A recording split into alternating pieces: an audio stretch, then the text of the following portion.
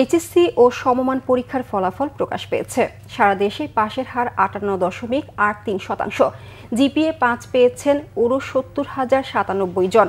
গেল ৫ বছরের মধ্যে সর্বনিম্ন পাশের হার এবার শতভাগ পাশ করেছেন ৩৪৫ প্রতিষ্ঠানের শিক্ষার্থীরা, আর ২০২টি প্রতিষ্ঠানে কেউই পাশ করেননি। সকাল ১০টার দিকে সবগুলো বোর্ডের ফলাফল ঘোষণা শুরু হয়। উচ্চ মাধ্যমিকের ফলাফলে এবার এগিয়ে ঢাকা শিক্ষা বোর্ড।